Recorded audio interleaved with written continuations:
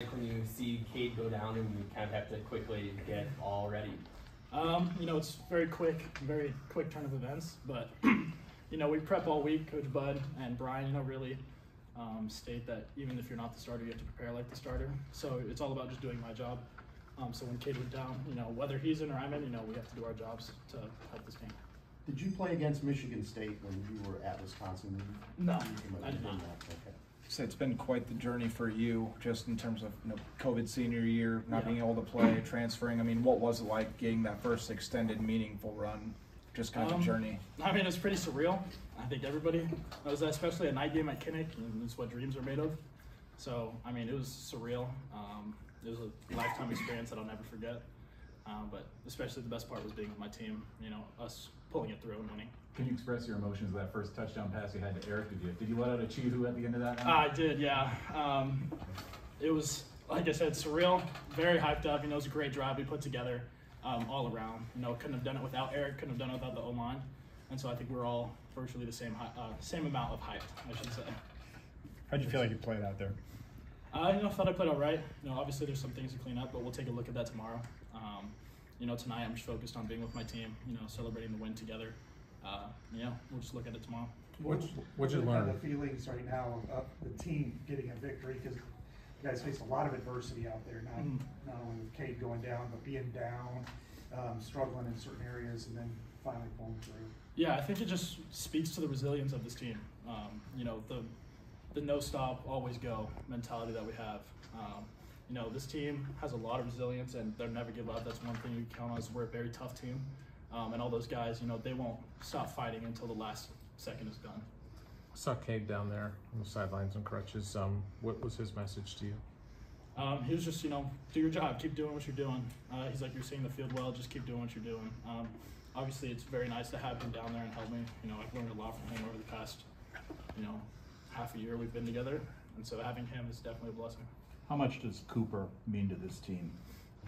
I think everybody knows how much Coop means to this team. He's a tremendous player, tremendous athlete. He's one of those guys that will always, give a big play in a big moment. Couldn't be happier for him, and I know he couldn't be happier for this team because he's a team guy. We heard that. Sorry. No, go ahead. We heard that you had been practicing a lot with the ones over the summer, especially while Cade was still recuperating. How much did that practice time with the starters help you prepare for a day like today? I think it helped a lot, being able to build that chemistry with the receivers and build that chemistry with the O-line. The past couple weeks, I haven't been with the ones a ton, but, when I felt out there, we were all together. I got in the huddle, I told them, I'm going to lean on you guys, we'll all lean on each other, and we'll get through this thing together. You had the one series that went well. You guys went down and scored. What went well there as opposed to some of the other possessions? I don't know off the top of my head. We're going to see it tomorrow. Like I said on film, kind of focused on that. Kind of just focused on being with my team right now.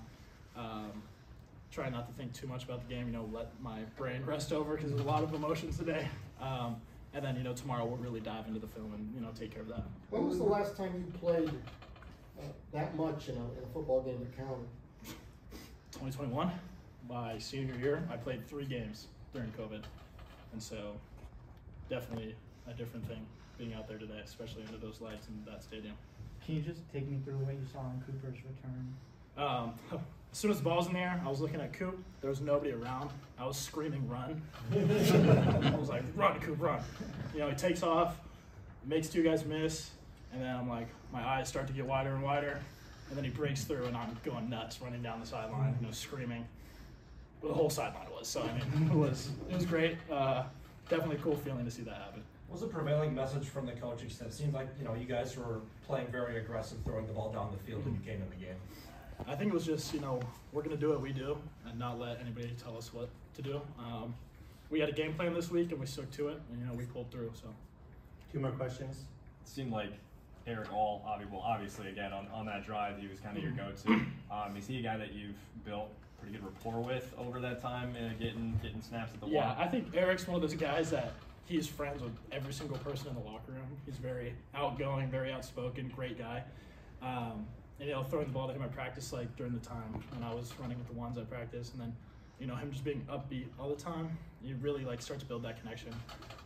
And then, when you have a 6'5", 200-something pound tight end, that's an athletic freak, you're probably not throw the ball to him. Is it your expectation you'll probably be starting next week and beyond? Yeah, I'm not really too worried about that. That's going to be the coach's decision. I'm just focused on myself, what I can control and what I can do to, be better for this team. And, whatever role this team needs me to be, I'll be that. But that's going to be what the coaches decide. And so I'm just focused on myself right now. All right, thanks, Deacon.